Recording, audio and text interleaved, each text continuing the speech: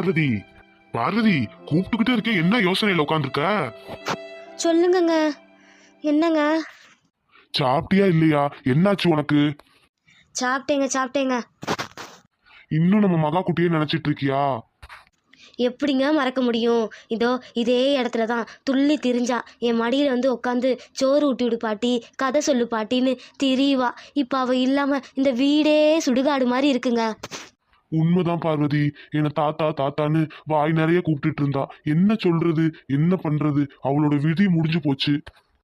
விதி முடிஞ்சு அவள் சந்தோஷமாக போய் சேர்ந்துட்டா. ஆனால் நம்ம உசுறு அவளையே நினச்சிட்டு இருக்கு. இருக்கிறதுலே கொடுமை என்ன தெரியுமாங்க?